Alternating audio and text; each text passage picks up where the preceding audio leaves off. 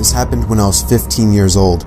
My best friend Anthony wanted me to come over for the night since his parents would be gone all weekend. I rode my bike over and put it in his backyard before letting myself in through his back door. We played basically every video game he had, from FIFA all the way to Call of Duty, with popcorn and other junk food spilled out all over the floor. As the night progressed, we moved from video games to watching half a movie and getting bored to doing prank calls at close to 10 o'clock. Anthony made a few calls to different pizza places. When it was my turn, I just dialed a few random numbers in hopes to get someone at their house. On, say, my fourth attempt, I finally reached somebody. A guy with a deep and rough voice picked up, answering with a yeah instead of a hello. Anthony's laughing in the background made me stumble with my words mid-sentence, ultimately cracking up into laughter. I had never done a prank call, so I sucked at it. The guy on the other end was silent. I regained a straight face and tried to continue with the call. It went something like this. Sir, would it be alright if I borrowed one of the wheels from your car? What's your name, kid? My name is Bob. Really? You sure it's not Anthony? It hit me like a brick. I looked up at Anthony, whose face was noticeably full of fear. I hung up the phone, not wanting to be on the line with whoever that was for another second. Anthony, who the hell was that? I asked him. I don't know, he told me. Does your caller ID info display your name or something? No, it shows my dad's name. We hopped on the computer and did some research, trying to figure out how it was possible to get someone's name through their phone number. It didn't make sense how he could get Anthony's name so quickly. He was way too young at the time to be on any of those personal information sharing websites. We ended up asking a question on Yahoo Answers, since no one had a similar experience. The question turned up no answers. I suggested he call his dad, but he said he wasn't supposed to have anybody over for the weekend, so he didn't want to call. We planned on sleeping in the living room, so we just resumed watching the movie that we hadn't finished from earlier. Right after the phone call had left my mind, me and Anthony looked at each other when we heard his front storm door opening, and then the doorknob to the front door began to turn. It only was able to turn about halfway before the lock restricted it. Anthony turned off the TV, and I went over to the window to see who it was. I spread the blinds open. There was a tall guy standing outside. He noticed the blinds moving, and turned to look at me. I practically threw the blinds back into place.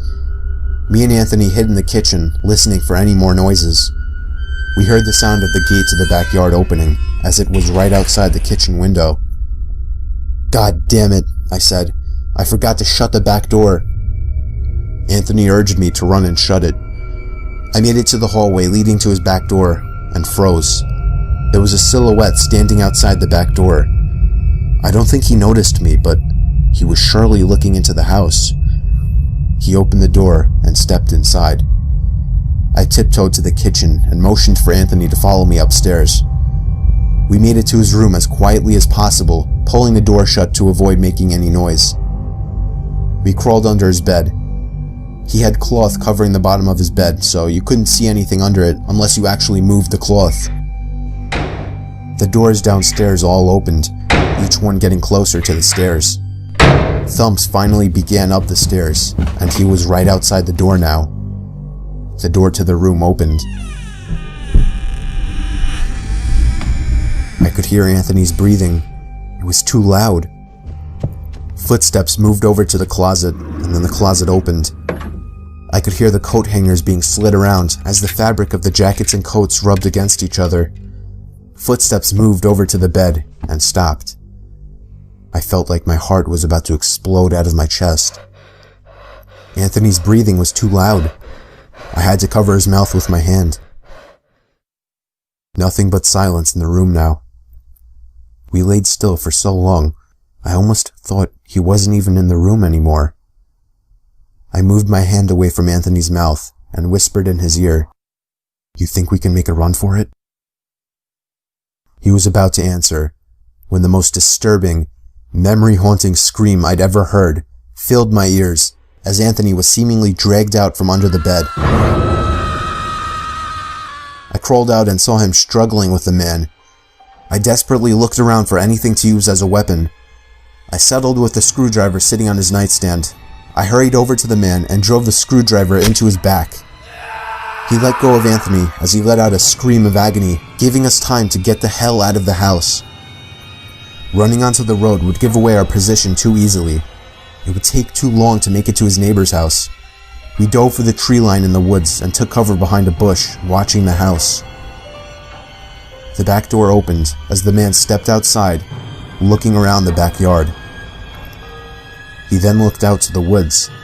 I felt his eyes pass me as he scanned through the tree line. It seemed that it was too dark for him to see us. Then, he turned his head back in our direction. I ducked behind the bush. Joe, he's coming. What? Dude, get up, we gotta run. He was right. The man was approaching us fast. How could he have seen us? We ran through the woods with the leaves crunching under us, giving away our position. When Anthony tripped over something, I crouched down with him, hoping we had run far enough. Not even 20 seconds later, oncoming footsteps from the direction we were running from came fast. They slowed down only 2 trees away from us as we lay face down in the leaves. Moments later, the footsteps take off in another direction. We waited until we could no longer hear them and took off back in the direction of the house. While running, over the sound of leaves crushing and my heavy breathing, I could swear I heard leaves crushing from behind us. We made it back to his backyard, into his house, and this time remembering to shut the back door. We were now able to call the police. Anthony stayed on the line with them, while I patrolled the back windows, making sure nobody was out there. It was so dark though, I couldn't see anything.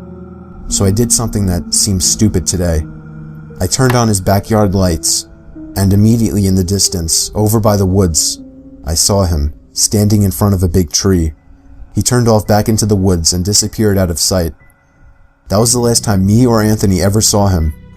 I would be lying if I told you we heard the occasional knocks at our windows or something cliche. No, that was it. 5 years have passed and nothing has happened. Do I wonder if it was somehow linked to the prank call? Maybe. Does it make sense? Not really. But yeah, this was the story of how me and my still best friend Anthony almost died during a break-in.